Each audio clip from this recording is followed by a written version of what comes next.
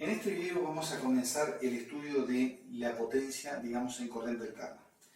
Acá vamos a mencionar distintos aspectos de la corriente alterna en lo que refiere a la potencia, como son la potencia activa, la potencia reactiva y la potencia aparente. ¿Cuáles son, digamos, las connotaciones que esto tiene? Bueno, vamos a analizar, digamos, una red de suministro eléctrico. En una casa, por ejemplo, o en un comercio, como pasa habitualmente, la mayoría de los electrodomésticos que hay dentro del mismo son de tipo inductivo. O sea, por ejemplo, si nosotros tenemos en un comercio, que es el caso más común de corrección de factor de potencia, tenemos, por ejemplo, heladeras, digamos, cámaras frigoríficas, tenemos ventiladores, tenemos acondicionadores de aire, etc. Todos esos dispositivos contienen en general motores, y al tener motores, eso significa que contiene bobinados. Y los bobinados en definitiva vienen siendo inductancias. Entonces, mismo pasa en una casa de familia, salvo algunos componentes electrónicos, como por ejemplo el televisor, el equipo de música, etc., que hoy por hoy, digamos, son de tipo electrónico y las fuentes conmutadas, el resto de los electrodomésticos son generalmente o resistivos o de tipo inductivo. Por ejemplo, una heladera tiene un motor y por lo tanto ese motor, digamos, es un circuito que contiene un bobinado y ese bobinado tiene cierta inductancia. Lo mismo pasa, por ejemplo, con un ventilador de techo, pasa con un ventilador común y corriente y pasa con otros electrodomésticos, como por ejemplo una batidora, una licuadora, una procesadora de alimentos, incluso también en un horno microondas hay también de repente transformadores, etc. Entonces, en todos esos lugares donde hay cierta inductancia, empieza a aparecer el clásico fenómeno de la inductancia. La corriente empieza a trazar a la tensión en un ángulo que va a estar entre 0 y 90 grados. Evidentemente nunca va a ser 0 porque no hay circuitos solamente resistivos y tampoco va a ser de 90 grados porque el elemento resistivo también siempre está presente. Por lo tanto va a haber un ángulo intermedio de desfasaje entre la corriente y la tensión que va a estar entre 0 y 90 grados. Entonces, ¿cuál es el efecto que eso origina inmediatamente? Bueno, el primer efecto que origina es un desfasaje entre la corriente y la tensión, en el cual la corriente, como sabemos, está atrasada con respecto a la tensión. El efecto que produce eso es justamente un aumento en la corriente en el sistema de alimentación y eso trae como consecuencia pérdidas en las líneas de instalación eléctrica y por lo tanto eso provoca un consumo adicional de potencia. En eso se ve afectado tanto el consumidor como por ejemplo la empresa de suministro de energía eléctrica. ¿Por qué? Porque si en todas las casas hay un gran desfasaje entre la corriente y la tensión y esto no se corrige en ninguna parte, lo mismo pasa en comercios, el resultado es que la empresa de suministro de energía eléctrica va a tener mucho más corriente de la necesaria en los cables y por lo tanto va a estar obligada directamente a utilizar conductores más gruesos. Al utilizar conductores más gruesos, evidentemente aumenta el costo de los mismos y por lo tanto eso representa una pérdida para la empresa de suministro de energía eléctrica. Para nosotros directamente ocurre lo mismo, o sea, estamos obligados a utilizar conductores más gruesos en la instalación cuando podríamos solucionar con cables más finos. Y por el otro lado también, eso representa una pérdida de energía en los conductores, una pérdida que se disipa en forma de calentamiento de los mismos y eso es totalmente innecesario. Por ejemplo, para tener una idea, un simple tubo de luz digamos de 36 watts, aproximadamente 36 a 40 watts, que tiene un largo de 1,20 m, o sea el tubo de luz más común y corriente, alimentado con un balasto, ese balasto tiene en definitiva una pérdida adicional debido a la resistencia del alambre del conductor de aproximadamente 10 watts.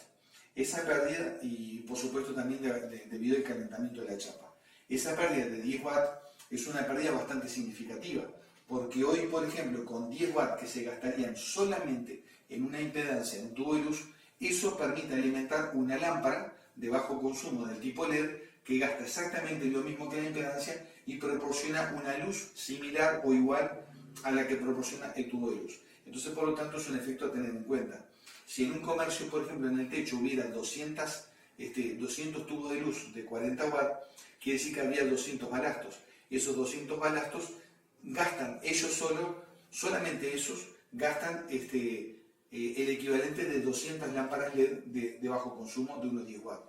Y por el otro lado, aparte de ese desperdicio en el propio balasto, se origina también un desfasaje entre la corriente y la tensión, que eso va a provocar un calentamiento adicional en los conductores de la instalación, un mayor consumo de corriente, y eso va a terminar directamente como una cantidad adicional de dinero en la factura correspondiente del suministro de energía eléctrica. Entonces, por lo tanto, es un tema a tener en cuenta, la corrección del factor de potencia, y por lo tanto vamos a iniciar justamente el estudio de la potencia en corriente alterna para después ver posteriormente en otros vídeos cómo se realiza la corrección del factor de potencia para obtener una mejora sustancial, digamos, en la calidad de la instalación eléctrica. Entonces, por lo tanto, vamos a ver, por ejemplo, este caso, si yo tengo, por ejemplo, acá una impedancia, la impedancia la puedo representar con un rectángulo perfectamente bien, y esto es la impedancia de carga ZL, que esto sería un fasor. Acá evidentemente voy a tener una determinada corriente, que también va a ser un fasor, y aquí voy a tener un voltaje aplicado, que también va a ser un fasor. Esto del signo es variable, sabemos que es un generador de corriente alterna. Por lo tanto, en este caso, la impedancia sabemos que tiene componentes reactivos adentro, justamente por eso es una impedancia en una resistencia, y por lo tanto aquí va a haber un desfasaje entre la corriente y la tensión. Por lo tanto, yo tengo que el voltaje B, esto va a ser igual al voltaje máximo en la instalación B máxima por el coseno de omega t. Y la corriente, digamos, en la instalación, en este caso, esto va a ser igual a B máximo por el coseno de omega t más un determinado ángulo phi, que sería el desfasaje entre la corriente y la tensión respectivamente en la instalación. Nosotros normalmente nos referimos justamente a valores eficaces en la instalación más que a valores de pico, pero es bueno conocer esto. La potencia instantánea, digamos, en la instalación, esto va a ser igual al voltaje instantáneo por la corriente instantánea. Y esto sería el producto de B máximo por el coseno de omega t más, por justamente I máximo por el coseno de omega t más phi. Este ángulo phi es el desfasaje entre la corriente y la tensión. Esto vendría siendo la potencia instantánea en una instalación. Nosotros generalmente no nos interesa tanto la potencia instantánea, sino que nos interesa la potencia media. Entonces la potencia media en una instalación, la potencia media, esto va a ser igual a la energía disipada por periodo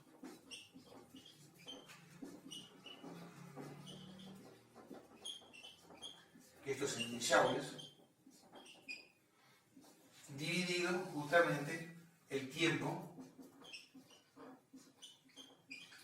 de justamente un periodo.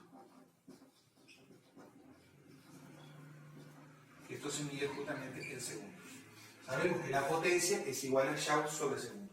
Por lo tanto, la potencia media en una instalación es igual a la energía disipada por periodo sobre el tiempo que dura justamente un periodo. En el caso, por ejemplo, de nuestra red, digamos, de alumbrado, por ejemplo, nosotros tenemos que la potencia media, esto va a ser igual a voltaje eficaz, es igual al voltaje eficaz por la corriente eficaz por justamente el coseno del ángulo phi. El coseno del ángulo phi nos va a dar justamente, digamos, multiplicado por el producto del voltaje eficaz y la corriente eficaz, nos va a dar justamente la potencia media, que esto se va a medir en watts. Esto se va a medir justamente en watts. Por lo tanto, la potencia media es igual al voltaje eficaz por la corriente eficaz por el coseno del ángulo phi. También nosotros podemos representar esto en términos de voltaje de pico. Entonces, en este caso, la potencia media, esto sería igual a justamente, en este caso sería el voltaje eficaz, esto sería B máximo sobre la raíz cuadrada de 2 por I máximo sobre la raíz cuadrada de 2 por el coseno del ángulo phi. Y tengo que la potencia media, esto sería igual. La raíz cuadrada de 2 por la raíz cuadrada de 2 es igual a la raíz cuadrada de 2 al cuadrado. Por lo tanto, la raíz cuadrada de 2 al cuadrado queda 2. Por lo tanto, esto va a ser igual a B máximo por I máximo sobre 2 por el coseno del ángulo phi. De todas maneras, normalmente lo que se hace siempre es representar la potencia en función del voltaje eficaz y la corriente eficaz que circula por la instalación. Y eso con más razón todavía, teniendo en cuenta que el voltaje eficaz es el voltaje que mide justamente un voltímetro de corriente externa, y la corriente eficaz es la corriente que mide justamente un amperímetro de corriente externa, sea analógico, digital o pinza-perimétrica, siempre va a medir, digamos, el valor eficaz de la corriente. Entonces, por lo tanto, nosotros acá tenemos una forma fácil, digamos, de calcular la potencia, digamos, en una instalación. Ahora vamos a analizar qué pasa con los distintos elementos que conforman, digamos, una impedancia: la resistencia, la inductancia y la capacidad. Y en base a eso vamos a determinar justamente, digamos, la potencia, digamos, en cada uno de los elementos. Por ejemplo, en el caso de la resistencia particularmente, nosotros sabemos que hay cero desfasaje, digamos, entre la corriente y la tensión, y por lo tanto acá yo tengo que, digamos, la potencia en la resistencia, esto va a ser igual a el voltaje eficaz por la corriente eficaz por el coseno del ángulo phi. En este caso, como yo tengo que R es igual a R con un ángulo 0 grados, R es igual a R con un ángulo 0 grados, porque en la resistencia no hay desfasaje entre la corriente y la tensión, entonces por lo tanto esto significa que la potencia, digamos, justamente en la resistencia, esto va a ser igual a, por ejemplo, esto va a ser igual a voltaje eficaz por la corriente eficaz por el coseno de un ángulo 0 grados, esto es igual a 1. Y por lo tanto, tengo que la potencia en la resistencia va a ser igual al voltaje eficaz por la corriente eficaz directamente, o lo que es lo mismo, incluso podemos decir que la potencia en la resistencia va a ser igual al voltaje al cuadrado sobre la resistencia o la corriente al cuadrado por la resistencia. Cualquiera de estas fórmulas es válida totalmente para calcular, digamos, la potencia, digamos, en la resistencia. Hay que tener en cuenta que el coseno de justamente un ángulo phi siempre va a estar entre 0 y la unidad, porque el máximo ángulo sería, el máximo ángulo sería 90 grados de desfasaje entre la corriente y la tensión, suponiendo un circuito totalmente inductivo. Yo tengo que el coseno de 0 grados, esto es igual a 1, y el coseno de 90 grados, esto es igual a 0. Por lo tanto, el coseno phi va a variar entre 0 y 1 típicamente. Nosotros, cuando hagamos la corrección del factor de potencia, siempre vamos a tratar de llevar el coseno phi lo más cercano a la unidad, y el valor típico sugerido normalmente la mayoría de las veces sería igual a 0,95. Pero eso ya lo vamos a ver después. A veces se evita llevarlos totalmente el coseno phi a 1 directamente para evitar también la resonancia del circuito, porque eso podría originar, digamos, corrientes muy intensas en algunos componentes. Bueno, entonces, vamos a ver lo siguiente.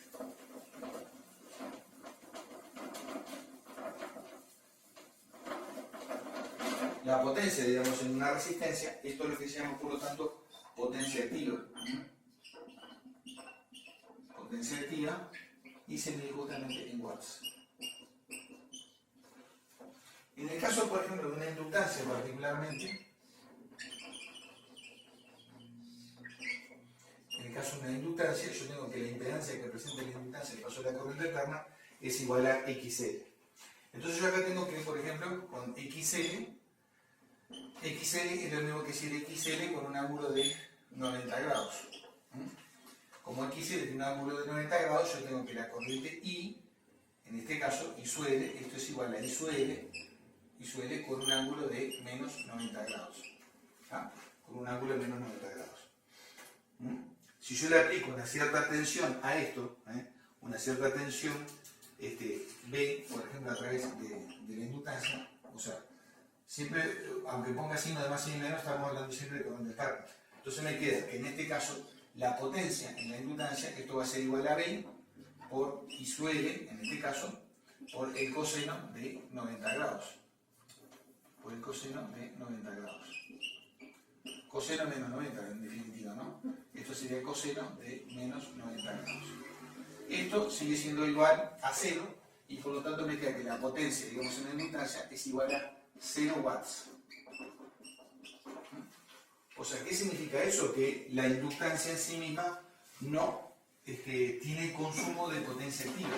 O sea, no hay ninguna potencia, digamos, en la inductancia que se pueda medir en watts directamente desde el punto de vista de la potencia, digamos, en corriente. Justamente, debido a que justamente la corriente atrasa a la tensión en un ángulo de 90 grados. Acá tenemos que I sub L tiene un ángulo de menos 90 grados, Por lo tanto, como la corriente atrasa a la tensión en un ángulo de 90 grados, justamente terminando esto. V por I sub L por el coseno menos 90, esto daría 0 watts. En el caso del condensador tenemos lo siguiente. En el caso del condensador tenemos que acá tenemos una impedancia de tipo XC. Si yo le aplico una tensión V al condensador, voy a tener lo siguiente. O sea, la reactancia capacitiva XC, esto es igual a XC con un ángulo de menos 90 grados. ¿Tá? Por lo tanto, la corriente en un condensador, desde el punto de vista de la corriente alterna, esto va a ser igual a V sobre justamente XC, V con un ángulo de 0 grados sobre XC con un ángulo de menos 90 grados, y esto es igual a IC con un ángulo de 90 grados. Esto lo que significa justamente es que la corriente del condensador adelanta 90 grados con respecto a la tensión. Por lo tanto, la potencia de corriente alterna en un condensador, esto sería igual al voltaje que había aplicado por la corriente I por el coseno de 90 grados. Entonces, en este caso, esto también daría 0 watts. Porque el coseno de 90 grados es igual a 0 y por lo tanto 0 por V por I va a dar 0 watts. ¿Tá? Quiere decir que el condensador tampoco gasta potencia ninguna en corriente alterna. Estos son elementos de circuito reactivos que tienen la propiedad de que en una parte del ciclo almacenan energía, en la otra parte devuelven la misma energía almacenada, después en la otra parte del ciclo vuelven a almacenar energía y luego la devuelven otra vez en el circuito. Los dos hacen exactamente lo mismo desde el punto de vista de que no gastan potencia, ¿tá? Y esa potencia es una potencia y es una potencia de tipo reactivo. Pero desde el punto de vista de la disipación de potencia en watt, eso directamente no existe.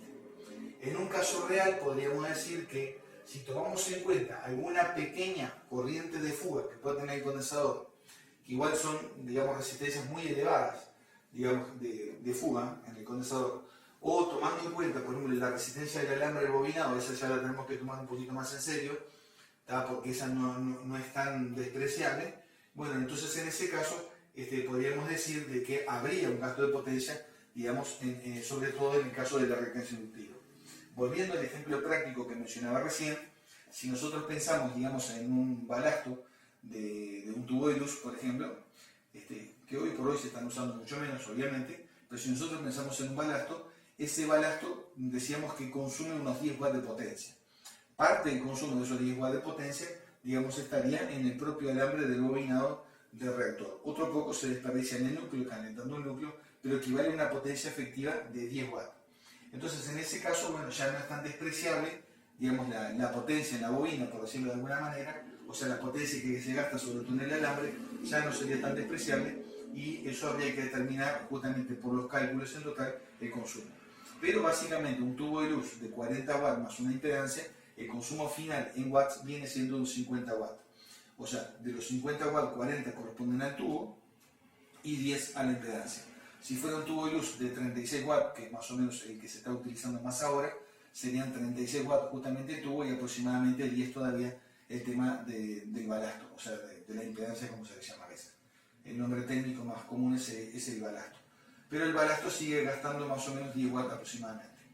Y hay que tener en cuenta que esa potencia que se malgasta calentando un bobinado, por ejemplo, solamente para lograr, digamos, el encendido del tubo y la baja de la tensión, con esa potencia que se gasta solamente en el balasto, que no produce iluminación ninguna, sí calor pero no iluminación, se puede perfectamente bien alimentar una lámpara LED del mismo consumo y sin embargo ahí se aprovecha 100%, digamos, en forma energética. Por el otro lado, digamos, el coseno phi de las lámparas LED justamente de bajo consumo está muy pero muy cercano a la unidad directamente. Quiere decir que esas lamparitas de bajo consumo LED, el consumo que tienen básicamente es en parte el circuito electrónico que alimenta, digamos, el LED, pero es un circuito electrónico más el propio LED. Pero no tienen básicamente efectos reactivos y por lo tanto todo el consumo, digamos, de potencia de ellos está basado justamente en eficiencia energética, potencia que se traduce en iluminación directamente. Y por lo tanto es un detalle muy interesante y muy útil para nosotros. ¿Ah? Por eso es que hoy por hoy justamente el balasto se ha dejado de utilizar y todavía lo único que podría mencionarse como un punto a favor del tubo de luz hoy por hoy en la actualidad sería un poco la confiabilidad. Si nosotros utilizamos un tubo de luz de una marca más o menos buena y un balasto más o menos bueno de calidad, probablemente esa combinación lo mínimo que dure sean de 5 años en adelante. Yo particularmente he tenido la suerte de tener tubos de luz, obviamente no se usan todo el día, pero que han funcionado durante 10 años sin romperse ni siquiera el balasto y tampoco el tubo de luz. Eso es difícil de lograr en una lámpara de bajo consumo y por eso digo que a pesar del gasto todavía puede ser conveniente en algún caso donde se requiera confiabilidad, sobre todo utilizar un tubo de luz, pero no más que eso.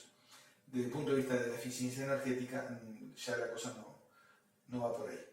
Bueno, entonces vamos a ver, digamos, vamos a hacer unas consideraciones, digamos, del triángulo de potencias ahora, como para finalizar, digamos, este video. Acá vamos a ir borrando esta parte y podríamos mencionar que, por ejemplo, como continuando con esto que estaba acá, que estábamos comentando, nosotros decíamos que un condensador, digamos, o una inductancia almacenan energía. El condensador almacena en forma de energía, digamos, en forma de cargas eléctricas, en forma de campo eléctrico, y la inductancia almacena energía en forma de campo magnético.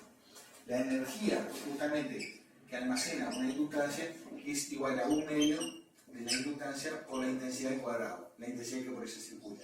Y la energía que almacena un condensador es igual a 1/2 de la capacidad por el voltaje al cuadrado que almacena justamente el mismo condensador. En cuanto, digamos, a un circuito típico que sea de tipo inductivo, que es lo que predomina en las instalaciones eléctricas, sea una casa, sea un edificio, sea un comercio, nosotros tenemos que representar, digamos, lo que sería el triángulo de potencia.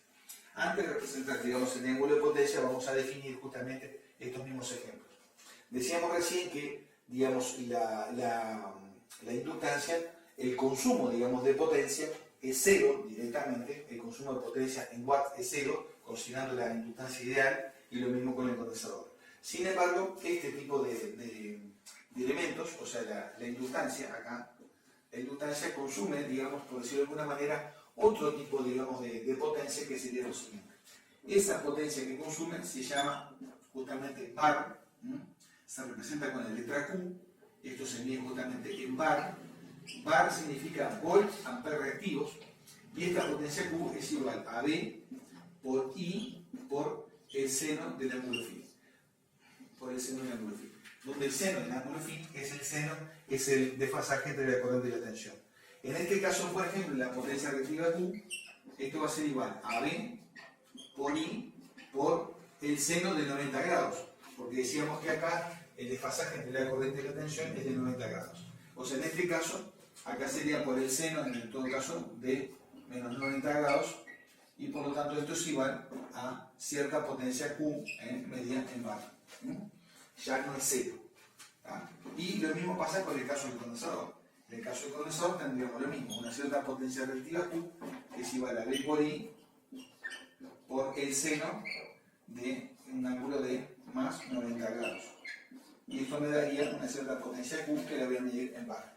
Pero ya es una potencia que es finita, porque ya en este caso ya no es cero como el caso de la potencia justamente activa. Bueno, ahora vamos a borrar esta parte acá y vamos a representar justamente el triángulo de potencias, como para ir cerrando este primer video. El triángulo de potencias será justamente, lo vamos a dibujar en circuitos inductivos, y es de este tipo. En un triángulo de potencia tendríamos una parte que viene siendo la potencia activa, esto se llama potencia activa, esto se mide justamente en watts, la potencia activa se mide en watts. Vamos a tener una cierta potencia reactiva, que esta se va a medir, se representa con la letra Q, y esto se mide en var. Var significa volt ampere reactivos. Esto se calcula así, es V por I por el coseno del ángulo phi, donde ese es el coseno del desfasaje entre la corriente y la tensión. Esto que está acá sería V por I por el seno del ángulo phi, el mismo desfasaje entre la corriente y la tensión.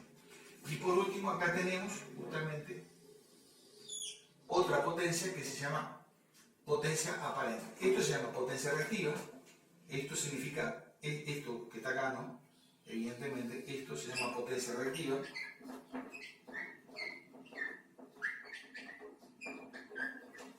Esto que está acá se representa con la letra S, y esto es igual al producto de B por I simplemente, sin tomar en cuenta, digamos, el desfasaje entre la corriente y la tensión. Y esto que está acá se llama potencia aparente. Potencia aparente. En este caso, el ángulo phi, al cual hacemos referencia en estas dos operaciones, viene siendo este que está acá. Este es el ángulo phi. Este es el que representa el desfasaje entre la corriente y la tensión. La potencia aparente simplemente es igual a B por I. Y esto se llama potencia aparente. La potencia aparente es simplemente el producto del voltaje por la corriente. Evidentemente que hay relaciones entre todas las potencias que hay ahí, que ahora las vamos a ver específicamente.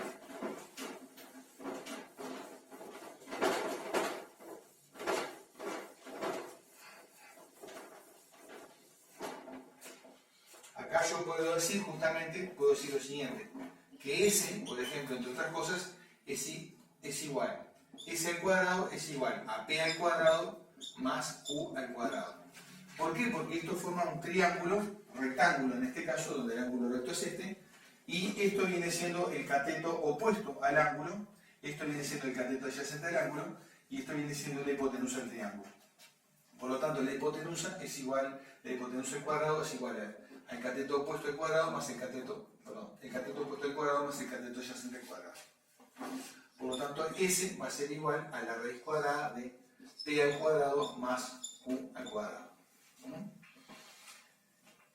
En este caso, por ejemplo, el coseno del ángulo phi, esto es igual al cateto adyacente sobre la hipotenusa.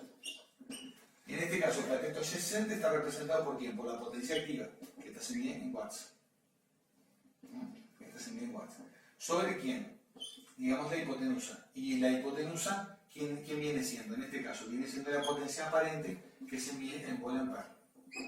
Acá yo puedo sustituir donde dice potencia aparente por esto que está acá. Entonces me quedaría que esto es igual a la potencia que se mide en watts dividido justamente la raíz cuadrada de P al cuadrado más Q al cuadrado.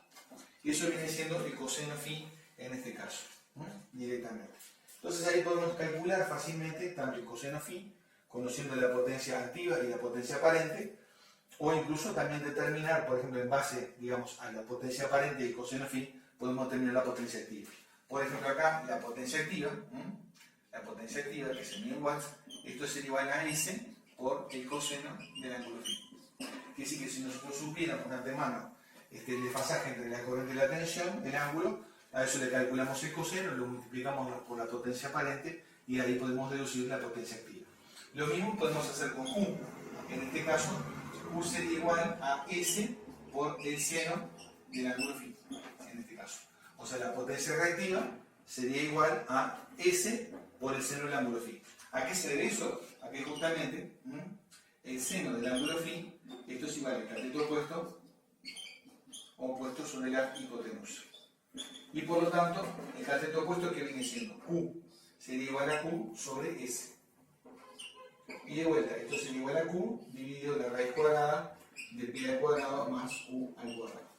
Entonces ahí tenemos que el seno del ángulo phi es igual a Q sobre S.